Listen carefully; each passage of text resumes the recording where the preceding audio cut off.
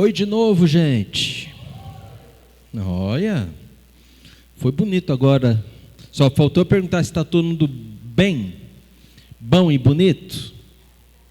Então tá bom. Eu creio. Nós vamos meditar hoje sobre seguir Jesus. Eu creio que é algo que cada um de nós aqui procura fazer da melhor maneira possível, não é verdade? Sim ou não, gente? Assim esperamos, né? Tem horas que parece que a gente vai bem, né? Tem horas que a gente parece estar, no bom sentido, assim, nos cascos, né? Seguindo Jesus assim, fervorosamente, né? Tem horas que parece que a gente dá umas falhadas, parece que tem horas que a coisa não vai, né? Mas enfim, Jesus nos chama para segui-lo, né? Seguir é ir atrás.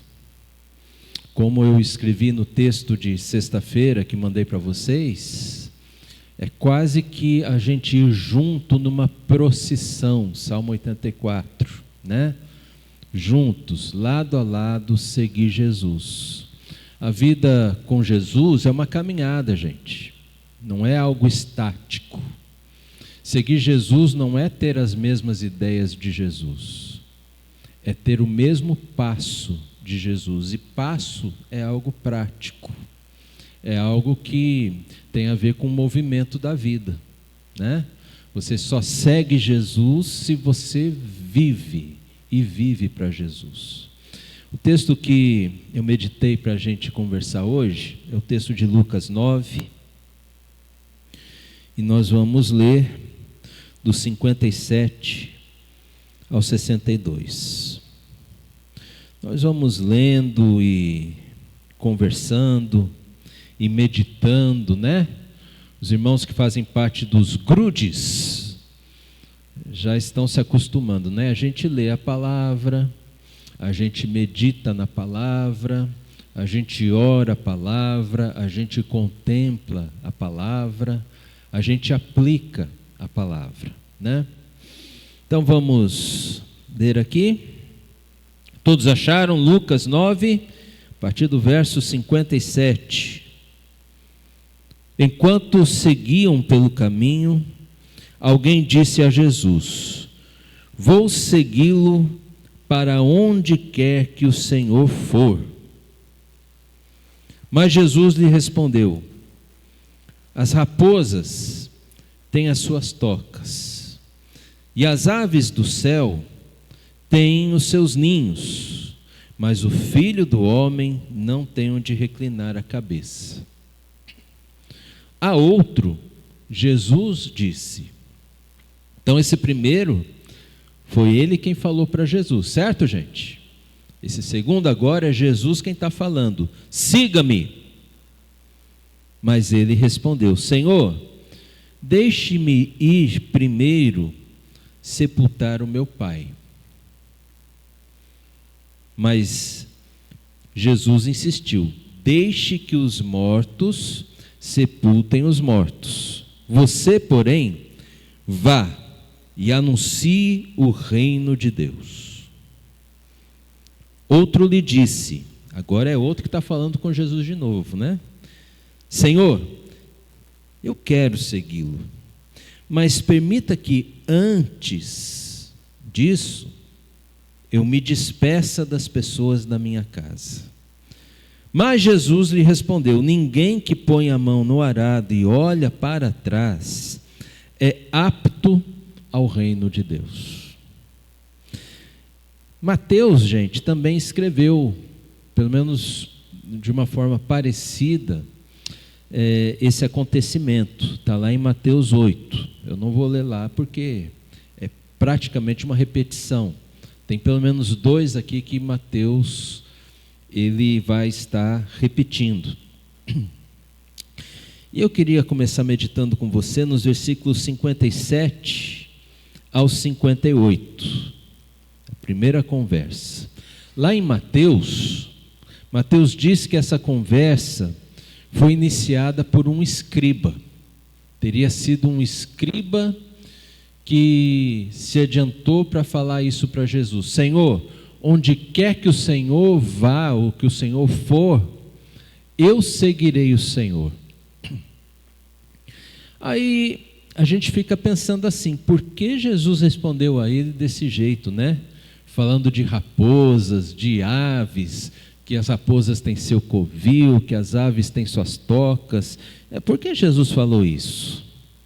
E um dos motivos pelos quais Jesus falou isso, gente, é que se você pegar em Lucas, antes do versículo 57, ali entre os 51 e 56, você vai ver que Jesus está indo para Jerusalém, mas ele está atravessando por Samaria. E os judeus e os samaritanos não se davam, eles se tinham assim como inimigos, mais ou menos assim, esquerda e direita, né? Goiás e Vila Nova, sabe? Inimigos. E aí, quando Jesus enviou alguns discípulos para irem à frente dele, mas Jesus estava, acho que junto ali, perto, né? Os samaritanos olharam e viram que Jesus estava decidido a ir para Jerusalém. Ninguém em Samaria deu pousada para Jesus. Então Jesus teve que pousar fora da vila, fora da estrada.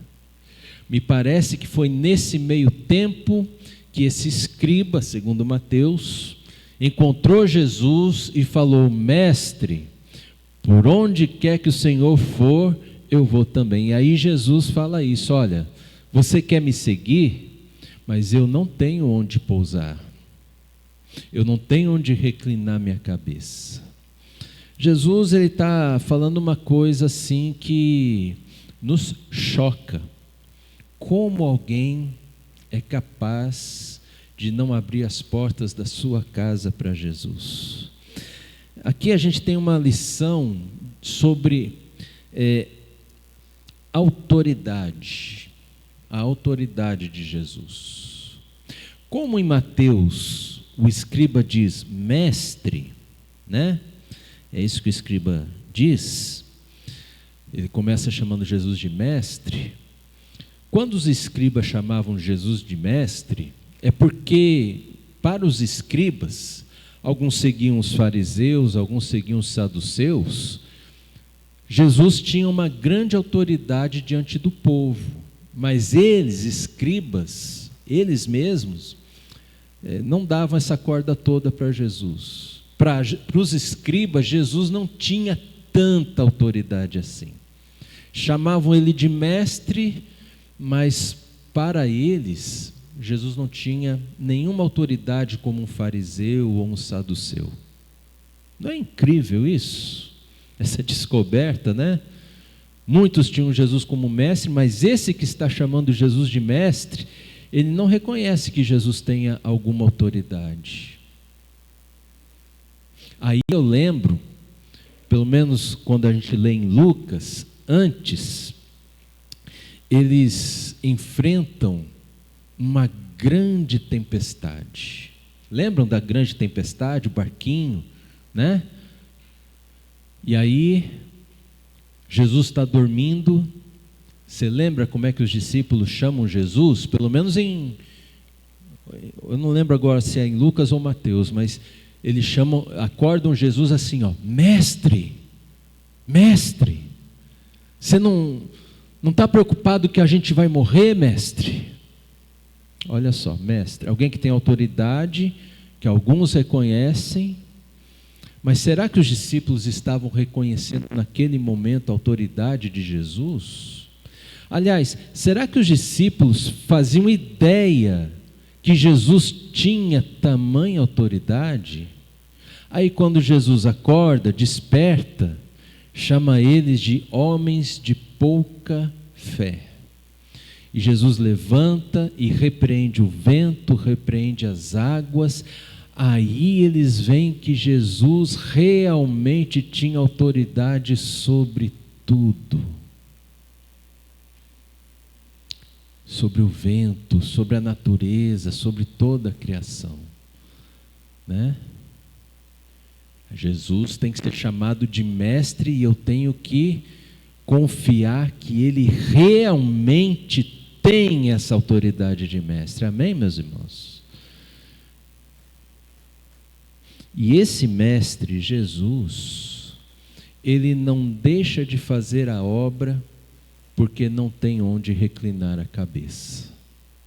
Ele tem que ir para Jerusalém. Há algo que Deus reservou para Jesus em Jerusalém, uma missão. E não importa qual seja o desafio, ele vai fazer a missão, ele vai cumprir a missão que o Pai lhe deu. Não tem lugar que o receba, não faz mal. As raposas têm, os pássaros têm, eu não tenho onde reclinar a cabeça, mas eu continuo firme, seguindo Jesus. O texto não conta para a gente se esse homem ele seguiu Jesus ou se ele desistiu. Eu lembro de um programa da Globo, faz tempo, hein? Chamado Você Decide. Vocês assistiam? Vocês são velhos, hein? Vocês são tudo velhos, meus irmãos. Eu tô falando, né, do programa, sou velho junto com vocês. Então, você decide. Esse homem seguiu Jesus ou não seguiu? É uma boa pergunta, né? A Bíblia deixa em aberto. Olha só. O que você acha? Talvez assim, eu acho que era mais ou menos assim o programa, né? No lugar dele, recebendo a resposta que você recebeu de Jesus, o que você faria? Né? É muito interessante a gente ver isso, né? Muitas vezes, gente, nós deixamos de servir a Jesus porque nós vemos que as pessoas não nos recebem. Quando a gente convida, um convite simples, vamos lá na minha igreja, ou vamos lá no grupo de discipulado, vamos ouvir uma palavra, nem todo mundo atende. E muitos acabam desistindo. Eu convido, ninguém vai. Mas Jesus falou, eu não tenho onde reclinar a cabeça. Mas Jesus não desistiu. Jesus prosseguiu. E se você quer seguir Jesus, não é porque você leva alguma negativa, né, dessas na vida, que você tem que desistir. Você tem que continuar seguindo Jesus, andando com Jesus, porque Jesus não vai parar a obra, porque ele não tinha onde reclinar a cabeça. Amém, gente? Isso é muito sério. Jesus nos chama para uma caminhada. E caminhar é avançar. É avançar. E se eu não avanço, a minha fé vai ficando mais fria, vai esfriando, vai minguando. Mas se eu continuo a caminhar, não importam as dificuldades, a minha fé vai aumentando, vai crescendo. E eu vou sendo transformado de glória em glória, e eu vou ficando mais parecido com Jesus a cada dia. É isso que nós precisamos aprender aqui. Nos versos 59 a 60, gente, nós também podemos aprender algumas coisas aqui. É interessante que esse homem que fala assim para Jesus, Jesus está chamando ele, e ele responde a Jesus, eu tenho que fazer uma coisa primeiro, Jesus, eu tenho que enterrar meu pai. A maioria de nós pensa o quê? Meu Deus, o pai dele está doente, tadinho. É ou não é? Você já não pensou assim? Não é necessariamente o caso. Porque ele não está falando de alguma enfermidade, mas ele está falando de algo que era, inclusive, fazia parte da lei, né? Esse homem, ele queria honrar o seu pai e até a lei de Deus, que diz, honra o teu pai e a tua mãe. Até aí está tudo certo, né? Jesus não é contra a gente honrar os pais, isso é bíblico. Jesus não veio revogar essa lei, honra o teu pai, honra a tua mãe. Você não vê Jesus revogando, você vê Jesus cumprindo isso, né? Isso é um mandamento de Deus.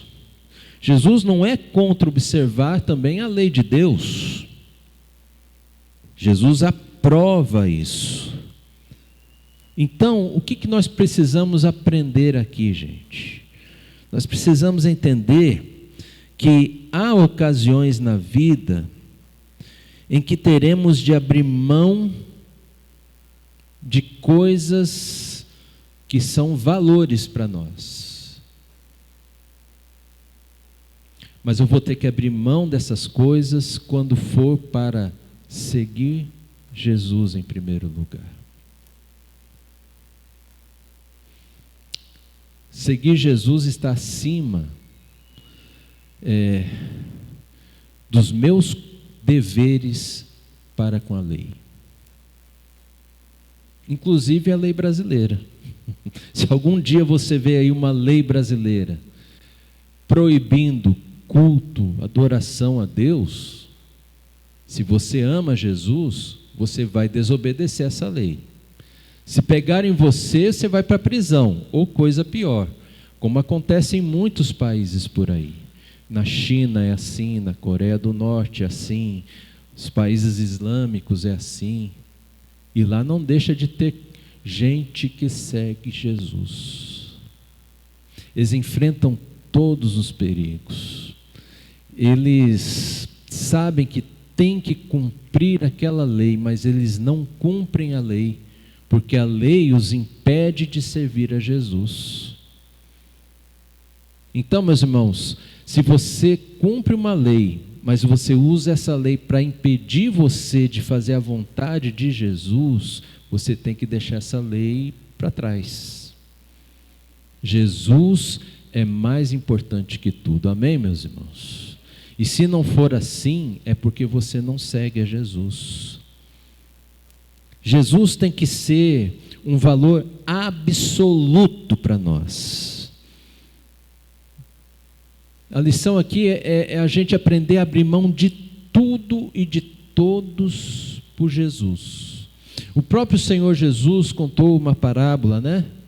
Do homem que encontrou um tesouro enterrado numa terra. Ele foi e vendeu tudo que ele tinha para ficar com o tesouro. E esse tesouro, gente, é o próprio Senhor Jesus. É Ele, né? Mas nós não podemos abrir mão de Jesus por causa dos nossos deveres. Nós não devemos abrir mão de Jesus por causa das nossas riquezas. Não podemos abrir mão de Jesus por nada nesse mundo. Mas tudo que nós temos, precisamos aprender a abrir mão por amor a Jesus.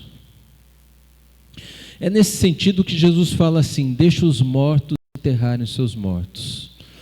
Todos os estudiosos, eles entendem que quando Jesus fala essa frase, Jesus está usando assim uma linguagem, um jogo de palavras, em que você entende que ora Jesus está falando de mortos fisicamente, mas pode significar mortos espiritualmente.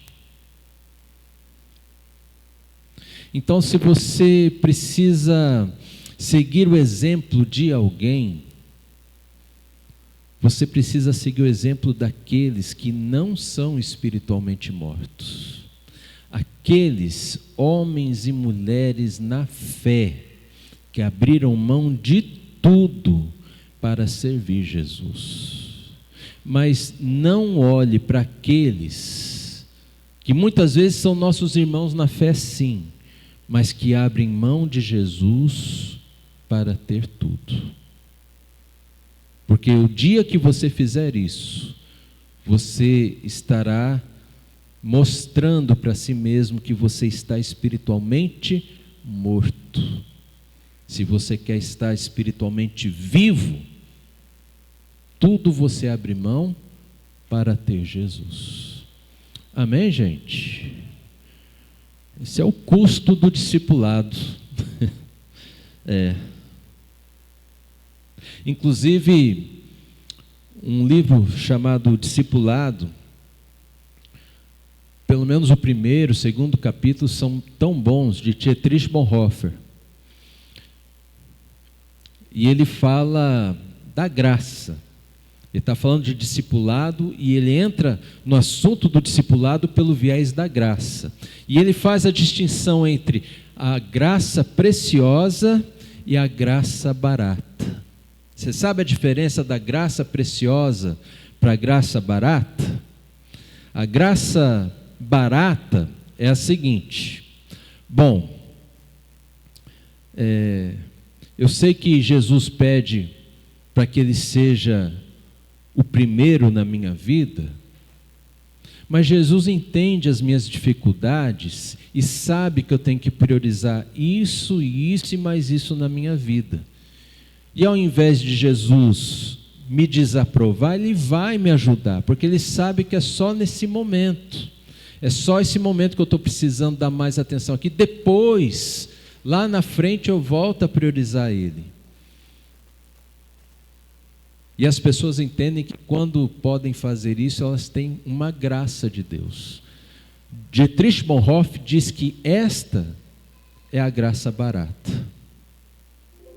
Uma graça em que eu posso abrir mão de seguir Jesus para ter tudo na vida. Graça barata. A graça preciosa, de fato, é uma graça que não me custa nada, mas eu sei que custou o precioso sangue de Jesus. É como a gente diz aqui no nosso mundo, né? Aquilo que é de graça para mim é porque alguém pagou. E a graça que recebemos de Deus é porque alguém pagou algo para nós. E o preço era tão alto que eu e você não poderíamos pagar. E o preço era a vida, o derramar do seu próprio sangue. E Jesus derramou o seu sangue para derramar sobre nós preciosa graça. Por isso, nós não podemos abrir mão de Jesus por nada, porque Ele é precioso, não as coisas deste mundo. Amém, meus irmãos? E finalmente, os dois últimos versículos, de novo parece que é a pessoa que ela começa a conversa. E ela diz assim, né? Ela diz diferente do primeiro. O primeiro fala, eu vou te seguir. Mas essa pessoa aqui, ela está falando assim, Senhor, eu quero te seguir. Sabe? Quando você fala assim, ó, eu quero, eu até quero.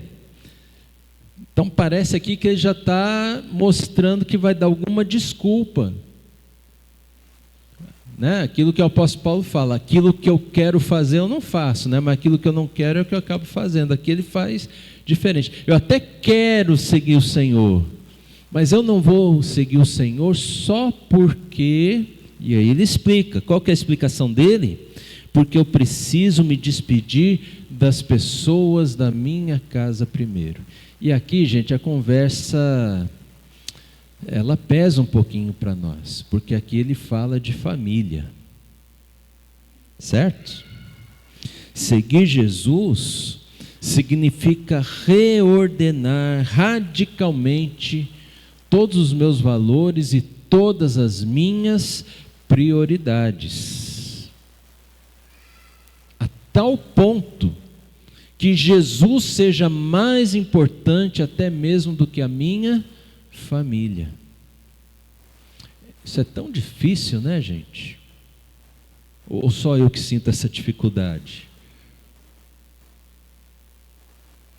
Porque se você tem família, a família exige o teu amor. Isso é um fato. E você exige o amor da tua família. O amor é sempre exigente, né? O amor é muito mais exigente do que qualquer outra coisa nesta vida. Mas Jesus, Ele quer que cada um de nós ame mais a Ele do que a nossa própria família. Não é uma coisa fácil. E a figura que Jesus usa é o arado. Quem põe a mão no arado não pode olhar para trás, porque se olhar para trás, não é apto para o reino de Deus. Eu nunca fiz esse arado, né? Eu sou da cidade, eu não sou da roça, né? Mas me parece que o arado assim, você tem que com uma mão firmar o arado e cortar a terra, e com outra você tem que dominar o animal, né? O boi que está lá. Então é uma coisa que Jesus está falando assim sobre o arado, porque exige muita atenção. Você não pode tirar os olhos, né? Você não pode se distrair. E Jesus está falando que seguir a Ele é igualzinho. A gente não pode se distrair. A gente não pode tirar a mão. A gente tem que ser firme. A gente tem que ser atencioso. Tem que ser atencioso com Jesus, né? Não dá para se dividir. Jesus está falando assim que o meu coração não pode ficar dividido entre Jesus e a minha família, entre Jesus e o meu trabalho. Ah, não, eu vou seguir Jesus, mas agora eu vou rapidinho aqui dar uma atenção, uma prioridade rápida aqui. Não, Jesus quer 100% da prioridade no nosso tempo. Mas pastor, como é que eu faço para trabalhar então? Você vai trabalhar, você vai fazer como se fosse para Jesus. É para Ele que você vai trabalhar.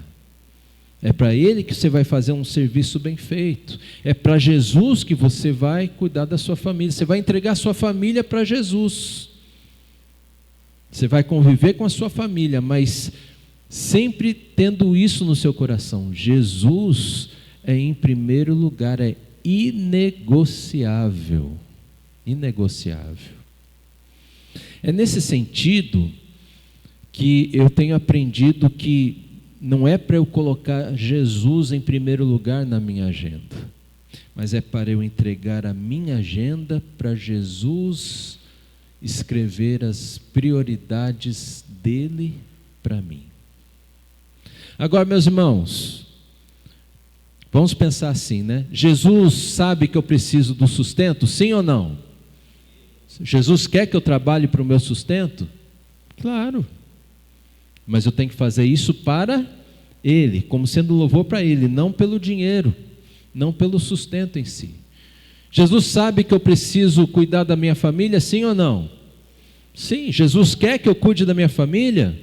Acabamos de ler o texto ali, né? Honra o teu pai e a tua mãe. É o primeiro mandamento com promessas. Mas eu preciso honrar meu pai e minha mãe, mas lembrando sempre, Jesus é o primeiro. Só há uma pessoa acima da minha esposa, Jesus.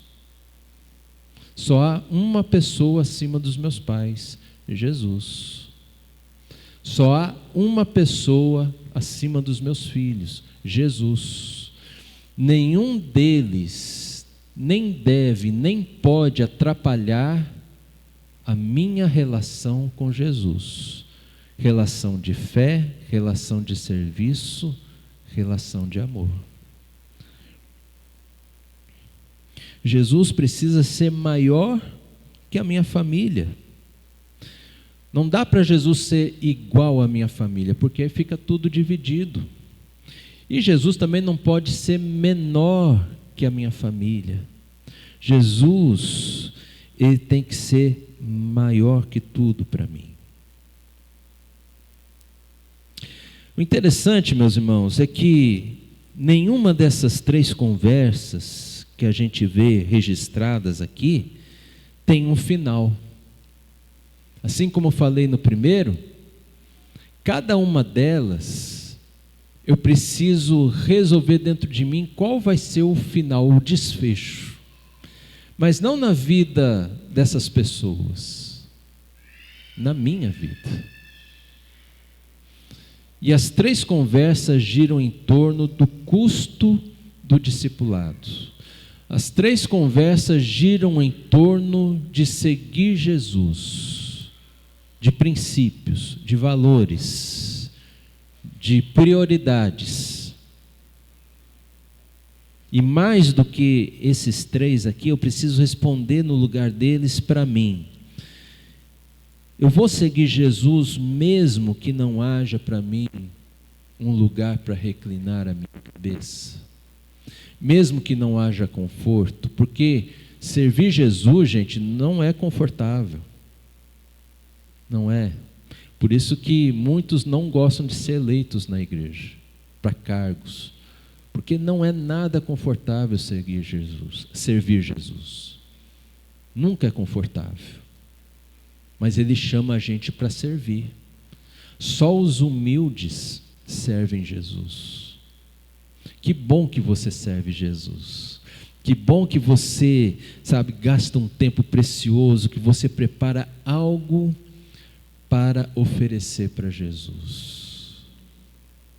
Tem que ter muita humildade, mas tem que ter muito compromisso para nunca faltar, né? Você tem alguns deveres na vida, Jesus tem que ter prioridade sobre esses deveres. Ele vai ter? Ou você tem medo de decepcionar as pessoas, e aí você vai fazer o que as pessoas esperam que você faça primeiro, mas Jesus vai entender, vai segurar a onda, depois eu vou me acerto com Jesus. Não pode ser assim. E Jesus tem que ser maior que a nossa família, né? Acho que aqui, eu acho, né? Que Jesus pegou pesado com todo mundo. Não é não, Jefferson? Maior que a família. Eu não me vejo sem minha família, né? Eu já estou longe dos meus pais, por exemplo, isso tem um custo. Mas de uma certa forma, nesse caso eu estou até obedecendo a Jesus, olha só.